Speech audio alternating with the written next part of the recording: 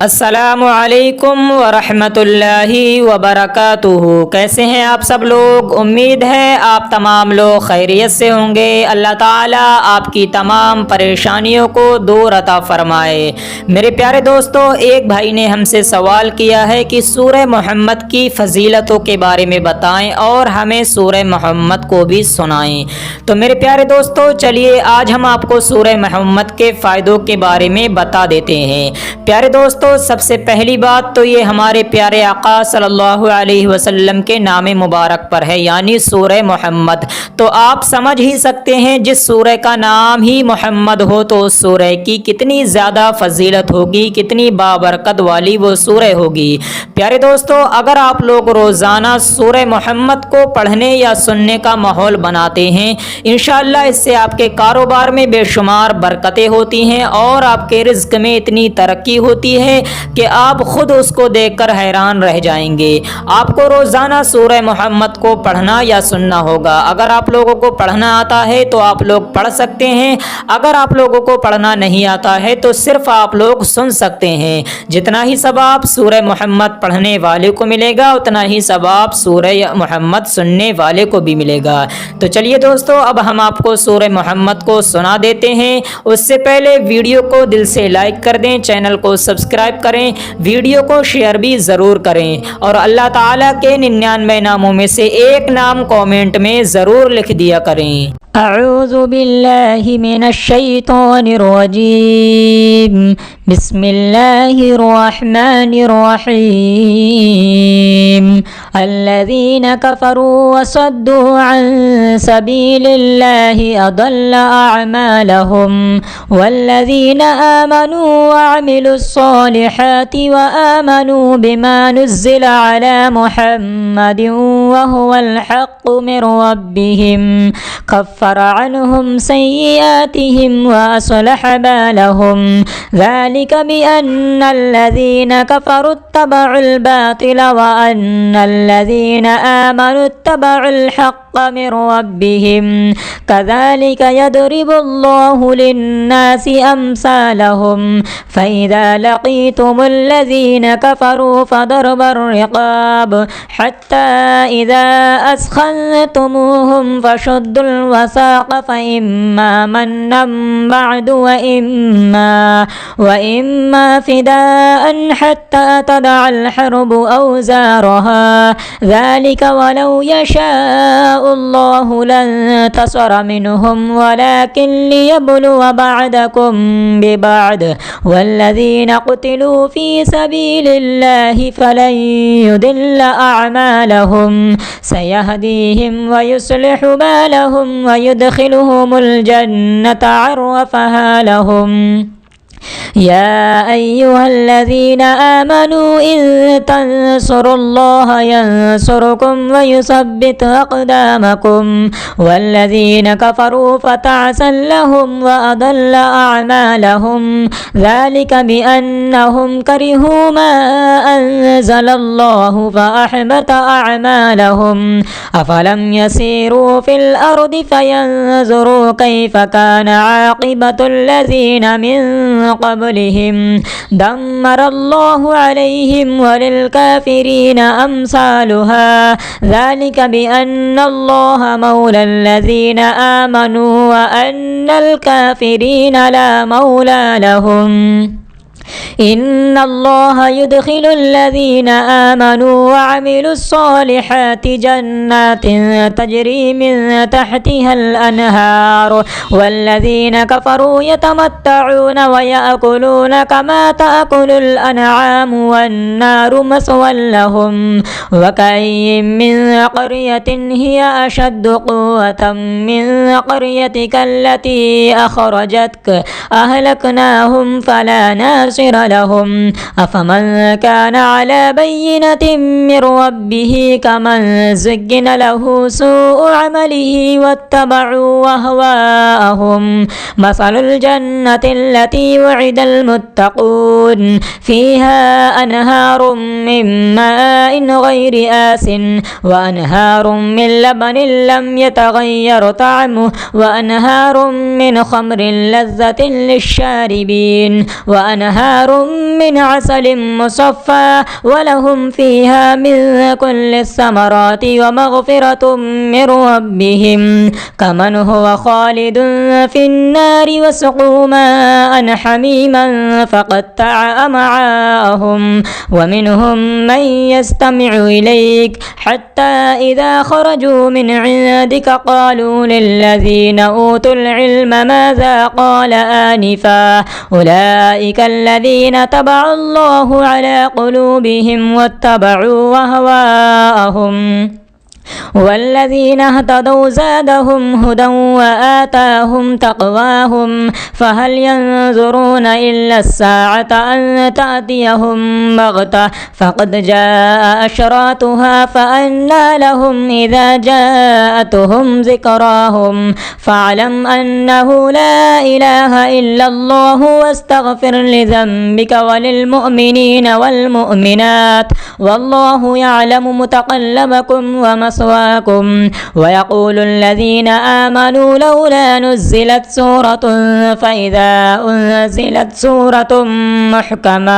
محكمة وذكر فيها القتال رأيت الذين في قلوبهم مرض ينظرون إليك نظر المغشي عليه من الموت فأولى لهم طاعة وقول معروف فإذا عزم الأمر فلو صدقوا الله لكان خيرا لهم فهل عسيتم إن توليتم أن تفسدوا في الأرض وتقطعوا أرحامكم أولئك الذين لعنهم الله فأصمهم وأعمى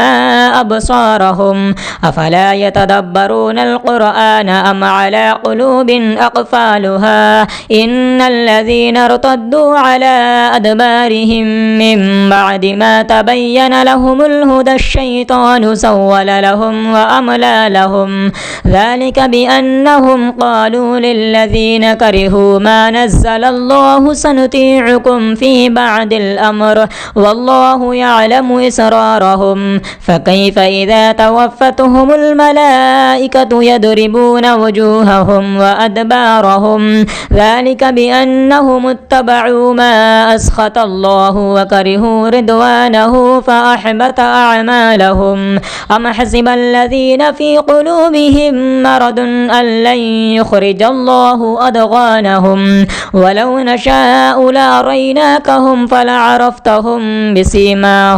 بسيماهم ولتعرفنهم في لحن القول والله يعلم أعمالكم ولنبلونكم حتى نعلم المجاهدين منكم والصابرين ونبلو أخباركم إن الذين كفروا وصدوا عن سبيل الله وشاقوا الرسول من بعد ما تبين لهم الهدى لن يضروا الله شيئا وسيحبط أعمالهم يا أيها الذين آمنوا أطيعوا الله وأطيعوا الرسول ولا تبطلوا أعمالكم إن الذين كفروا وصدوا عن سبيل الله ثم ماتوا وهم كفار فلن يغفر الله لهم فلا تهنوا وتدعوا إلى السلم وأنتم الأعلون والله معكم ولن يتركم أعمالكم إنما الحياة الدنيا لعب ولهو وإن تؤمنوا وتتقوا يؤتكم أجوركم ولا يسألكم أموالكم إن يسألكموها فيحفكم تبخلوا ويخرج أضغانكم ها أنتم هؤلاء تدعون لتنفقوا في سبيل الله فمنكم من يبخل ومن يبخل فإنما يبخل عن نفسه والله الغني وأنتم الفقراء وإن تتولوا يستبدل قوما غيركم ثم لا يكونوا أمثالكم آمنت بالله صدق الله العلي العظيم أعوذ بالله من الشيطان الرجيم بسم الله الرحمن الرحيم الذين كفروا وصدوا عن سبيل الله أضل أعمالهم والذين آمنوا وعملوا الصالحات وآمنوا بما نزل على محمد وهو الحق من ربهم كفر عنهم سيئاتهم وأصلح بالهم ذلك بأن الذين كفروا اتبعوا الباطل وأن الذين آمنوا اتبعوا الحق من ربهم كذلك يضرب الله للناس أمثالهم فإذا لقيتم الذين كفروا فضرب الرقاب حتى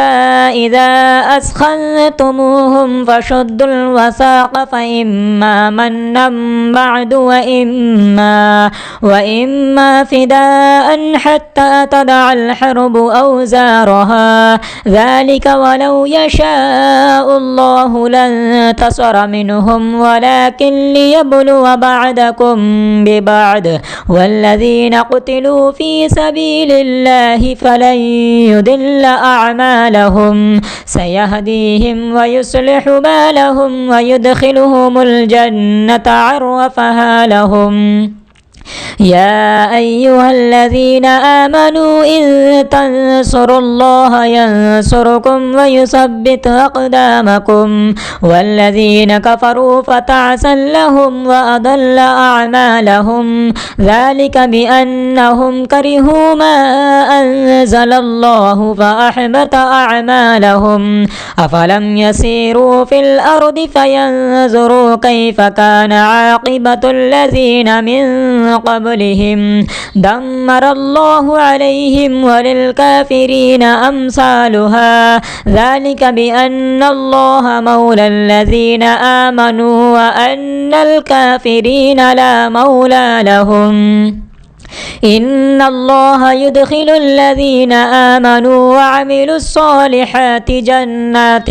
تجري من تحتها الأنهار والذين كفروا يتمتعون ويأكلون كما تأكل الأنعام والنار مثوى لهم وكأي من قرية هي أشد قوة من قريتك التي أخرجتك أهلكناهم فلا ناصر لهم أفمن كان على بينة من ربه كمن زين له سوء عمله واتبعوا أهواءهم مثل الجنة التي وعد المتقون فيها أنهار من ماء غير آس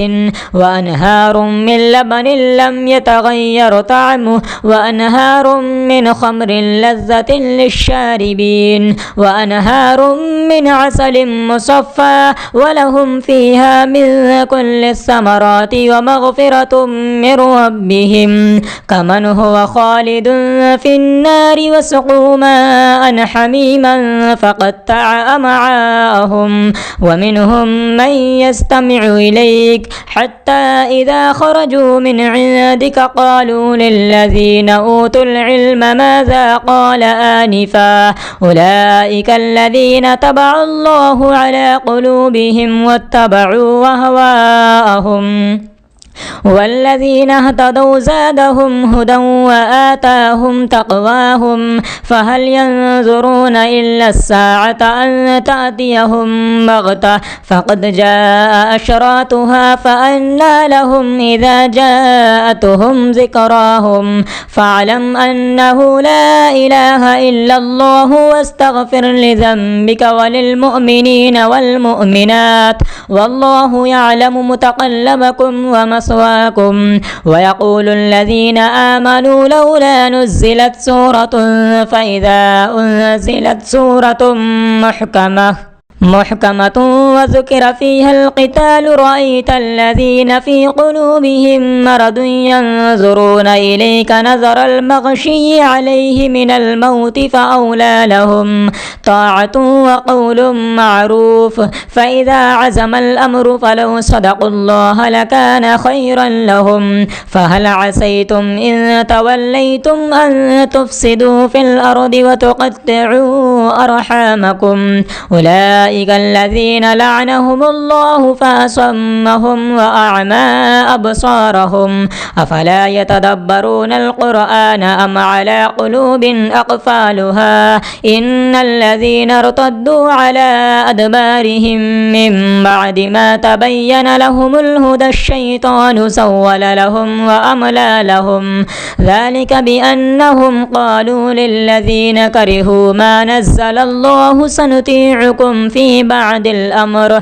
والله يعلم إسرارهم فكيف إذا توفتهم الملائكة يضربون وجوههم وأدبارهم ذلك بأنهم اتبعوا ما أسخط الله وكرهوا رضوانه فأحبط أعمالهم أم حسب الذين في قلوبهم مرض أن لن يخرج الله أضغانهم ولو نشاء لأريناكهم فلعرفتهم بسيماهم ولتعرفنهم في لحن القول والله يعلم أعمالكم ولنبلونكم حتى نعلم المجاهدين منكم والصابرين ونبلو أخباركم إن الذين كفروا وصدوا عن سبيل الله وشاقوا الرسول من بعد ما تبين لهم الهدى لن يضروا الله شيئا وسيحبط أعمالهم يا أيها الذين آمنوا أطيعوا الله وأطيعوا الرسول ولا تبطلوا أعمالكم إن الذين كفروا وصدوا عن سبيل الله ثم ماتوا وهم كفار فلن يغفر الله لهم فلا تهنوا وتدعوا إلى السلم وأنتم الأعلون والله معكم ولن يتركم أعمالكم إنما الحياة الدنيا لعب ولهو وإن تؤمنوا وتتقوا يؤتكم أجوركم ولا يسألكم أموالكم إن يسألكموها فيحفكم تبخلوا ويخرج أضغانكم ها أنتم هؤلاء تدعون لتنفقوا في سبيل الله فمنكم من يبخل ومن يبخل فإنما يبخل عن نفسه والله الغني وأنتم الفقراء وإن تتولوا يستبدل قوما غيركم ثم لا يكونوا أمثالكم آمنت بالله صدق الله العلي العظيم أعوذ بالله من الشيطان الرجيم بسم الله الرحمن الرحيم الذين كفروا وصدوا عن سبيل الله أضل أعمالهم والذين آمنوا وعملوا الصالحات وآمنوا بما نزل على محمد وهو الحق من ربهم كفر عنهم سيئاتهم وأصلح بالهم ذلك بأن الذين كفروا اتبعوا الباطل وأن الذين آمنوا اتبعوا الحق من ربهم كذلك يضرب الله للناس أمثالهم فإذا لقيتم الذين كفروا فضرب الرقاب حتى إذا أثخنتموهم فشدوا الوثاق فإما منا بعد وإما فداء حتى تضع الحرب أوزارها ذلك ولو يشاء الله لانتصر منهم ولكن ليبلو بعضكم ببعض والذين قتلوا في سبيل الله فلن يضل أعمالهم سيهديهم ويصلح بالهم ويدخلهم الجنة عرفها لهم يا أيها الذين آمنوا إن تنصروا الله ينصركم ويثبت أقدامكم والذين كفروا فتعسا لهم وأضل أعمالهم ذلك بأنهم كرهوا ما أنزل الله فأحبط أعمالهم أفلم يسيروا في الأرض فينظروا كيف كان عاقبة الذين من قبلهم دمر الله عليهم وللكافرين أمثالها ذلك بأن الله مولى الذين آمنوا وأن الكافرين لا مولى لهم إن الله يدخل الذين آمنوا وعملوا الصالحات جنات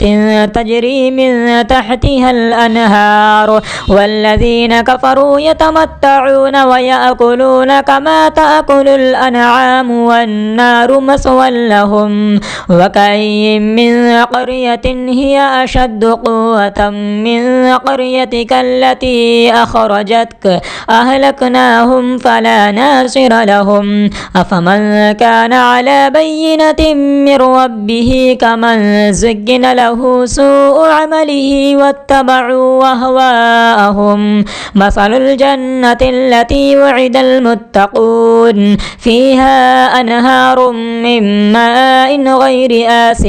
وأنهار من لبن لم يتغير طعمه وأنهار من خمر لذة للشاربين وأنهار من عسل مصفى ولهم فيها من كل الثمرات ومغفرة من ربهم كمن هو خالد في النار وسقوا ماء حميما فقطع أمعاءهم ومنهم من يستمع إليك حتى إذا خرجوا من عندك قالوا للذين أوتوا العلم ماذا قال آنفا أولئك الذين تبع الله على قلوبهم واتبعوا أهواءهم والذين اهتدوا زادهم هدى وآتاهم تقواهم فهل ينظرون إلا الساعة أن تأتيهم بغتة فقد جاء أشراطها فأنى لهم إذا جاءتهم ذكراهم فاعلم أنه لا إله إلا الله واستغفر لذنبك وللمؤمنين والمؤمنات والله يعلم متقلبكم ومثواكم ويقول الذين آمنوا لولا نزلت سورة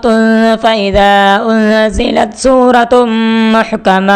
محكمة وذكر فيها القتال رأيت الذين في قلوبهم مرض ينظرون إليك نظر المغشي عليه من الموت فأولى لهم طاعة وقول معروف فإذا عزم الأمر فلو صدقوا الله لكان خيرا لهم فهل عسيتم إن توليتم أن تفسدوا في الأرض وتقطعوا أرحامكم أولئك الذين لعنهم الله فأصمهم وأعمى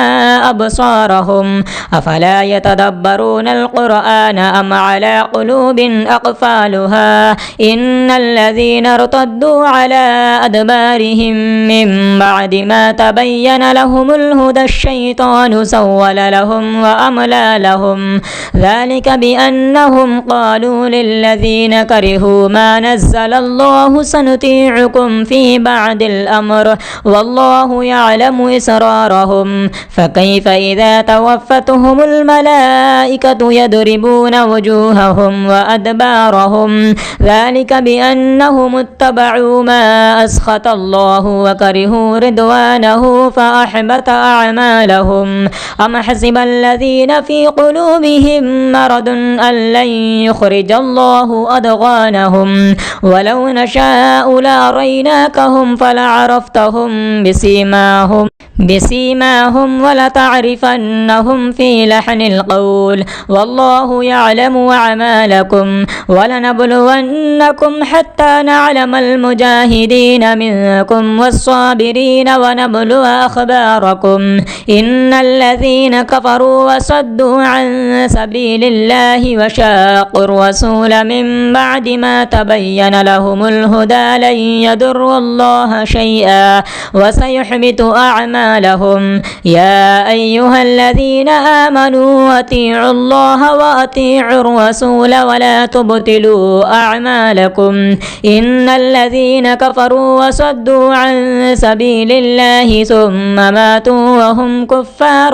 فلن يغفر الله لهم. فلا تهنوا وتدعوا إلى السلم وأنتم الأعلون والله معكم ولن يتركم أعمالكم. إنما الحياة الدنيا لعب ولهو وإن تؤمنوا وتتقوا يؤتكم أجوركم ولا يسألكم أموالكم.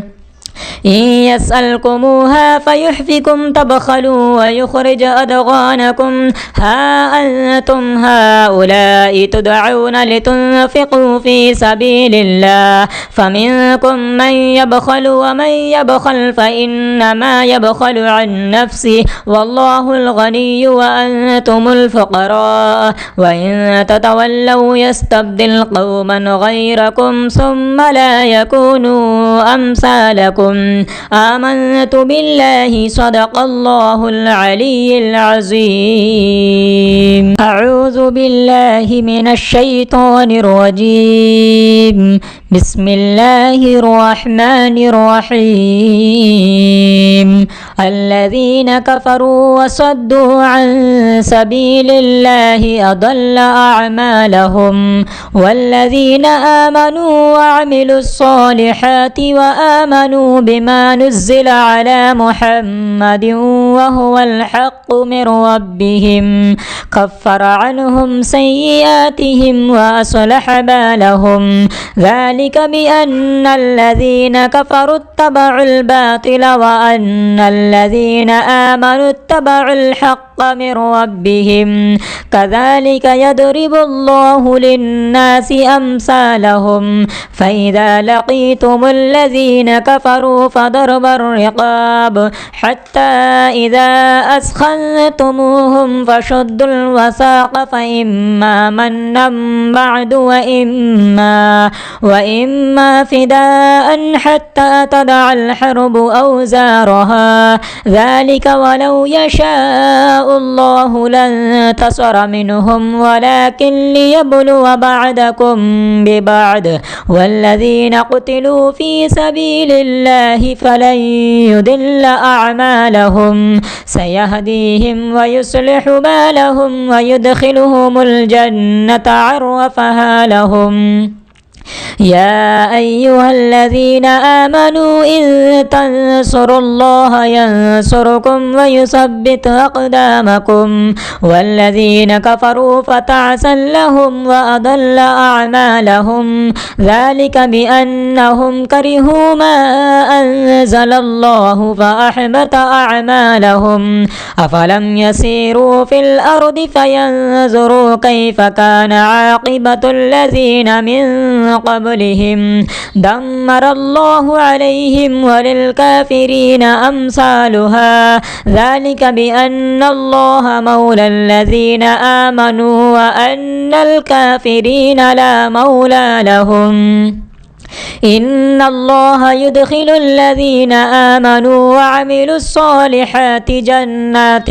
تجري من تحتها الأنهار. والذين كفروا يتمتعون ويأكلون كما تأكل الأنعام والنار مثوى لهم. وكأي من قرية هي أشد قوة من قريتك التي أخرجتك أهلكناهم فلا ناصر لهم. أفمن كان على بينة من ربه كمن زين له سوء عمله واتبعوا أهواءهم. مثل الجنة التي وعد المتقون فيها أنهار من ماء غير آس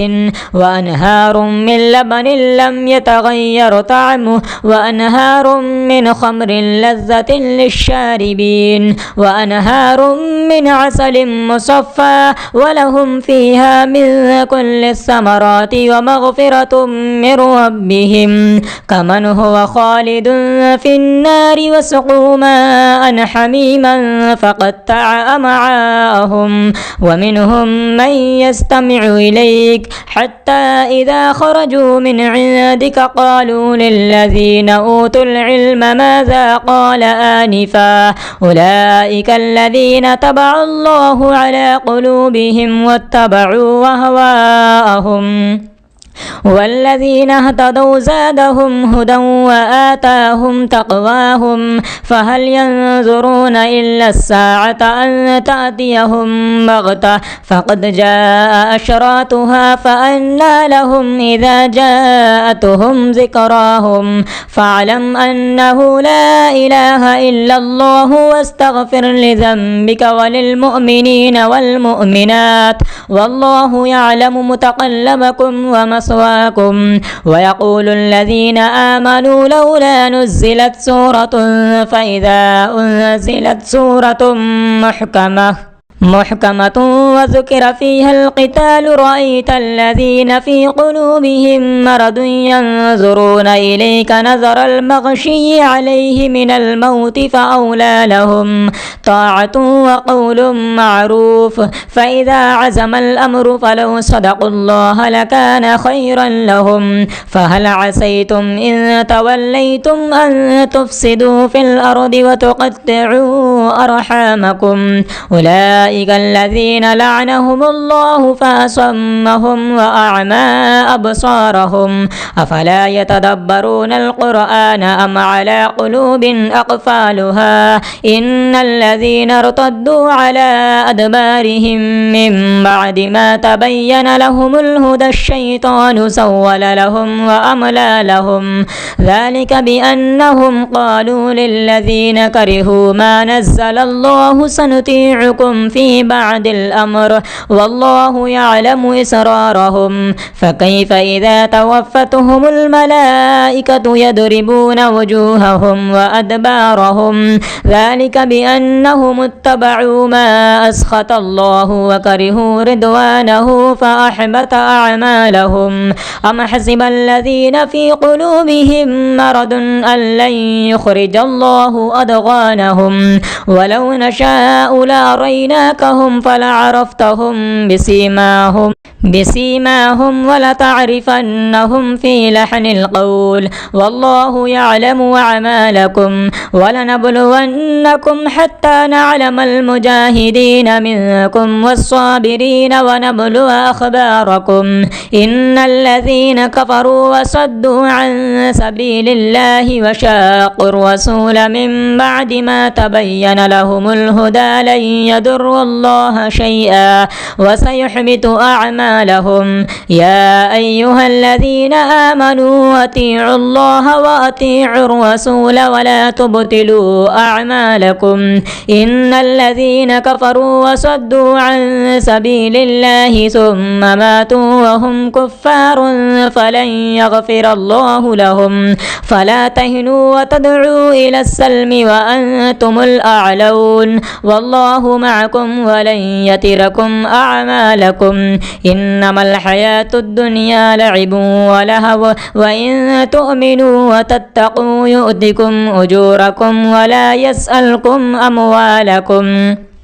إن يسألكموها فيحفكم تبخلوا ويخرج أضغانكم ها أنتم هؤلاء تدعون لتنفقوا في سبيل الله فمنكم من يبخل ومن يبخل فإنما يبخل عن نفسه والله الغني وأنتم الفقراء وإن تتولوا يستبدل قوما غيركم ثم لا يكونوا أمثالكم لهم آمنت بالله صدق الله العلي العظيم أعوذ بالله من الشيطان الرجيم بسم الله الرحمن الرحيم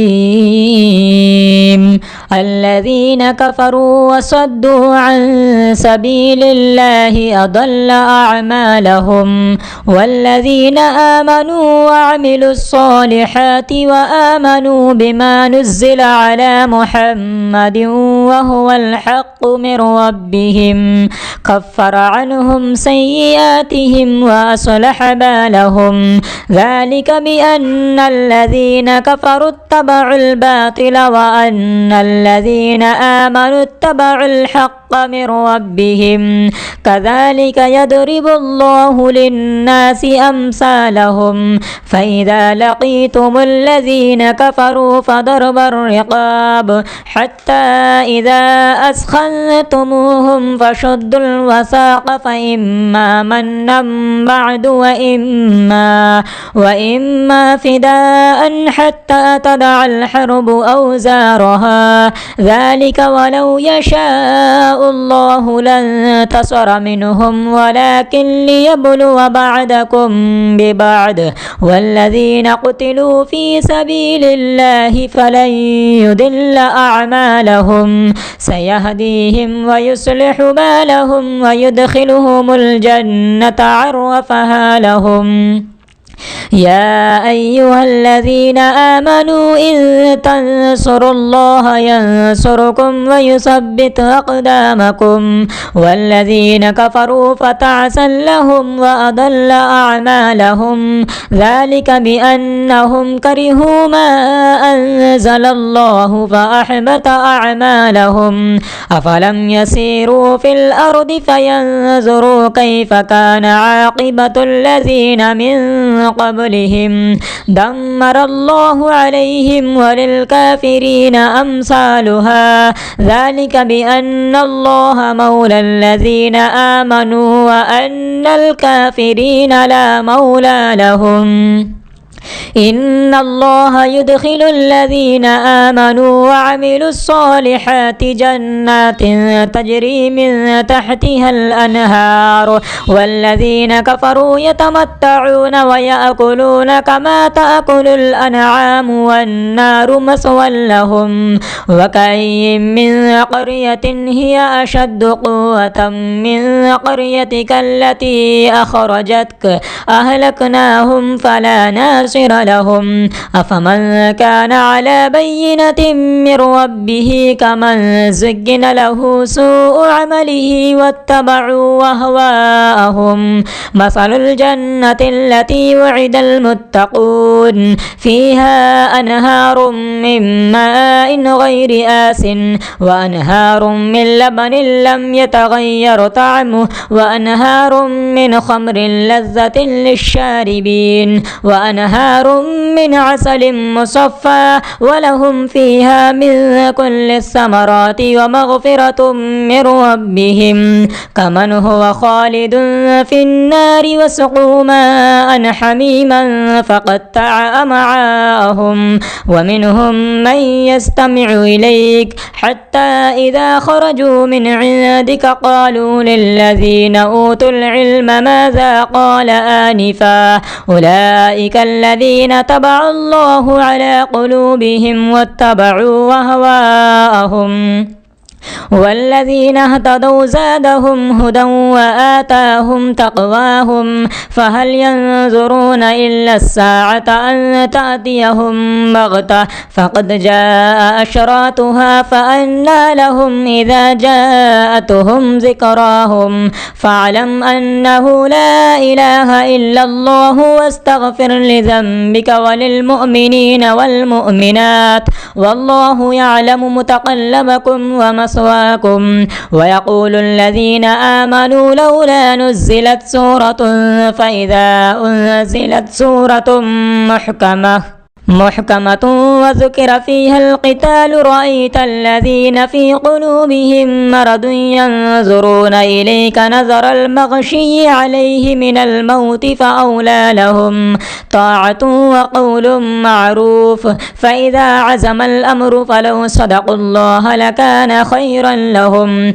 فهل عسيتم إن توليتم أن تفسدوا في الأرض وتقطعوا أرحامكم أولئك الذين لعنهم الله فأصمهم وأعمى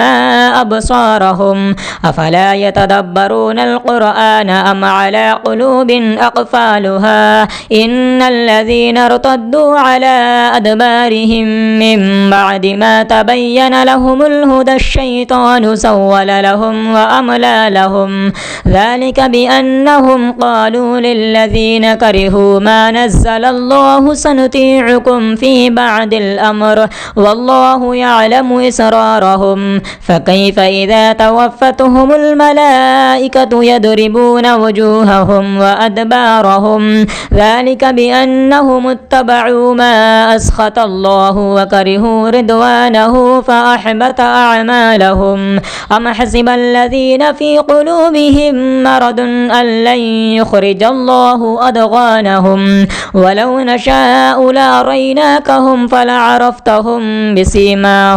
بسيماهم ولتعرفنهم في لحن القول والله يعلم أعمالكم ولنبلونكم حتى نعلم المجاهدين منكم والصابرين ونبلو أخباركم إن الذين كفروا وصدوا عن سبيل الله وشاقوا الرسول من بعد ما تبين لهم الهدى لن يضروا الله شيئا وسيحبط أعمالهم يا أيها الذين آمنوا أطيعوا الله وأطيعوا الرسول ولا تبطلوا أعمالكم إن الذين كفروا وصدوا عن سبيل الله ثم ماتوا وهم كفار فلن يغفر الله لهم فلا تهنوا وتدعوا إلى السلم وأنتم الأعلون والله معكم ولن يتركم أعمالكم إنما الحياة الدنيا لعب ولهو وإن تؤمنوا وتتقوا يؤتكم أجوركم ولا يسألكم أموالكم إن يسألكموها فيحفكم تبخلوا ويخرج أضغانكم ها أنتم هؤلاء تدعون لتنفقوا في سبيل الله فمنكم من يبخل ومن يبخل فإنما يبخل عن نفسه والله الغني وأنتم الفقراء وإن تتولوا يستبدل قوما غيركم ثم لا يكونوا أمثالكم آمنت بالله صدق الله العلي العظيم.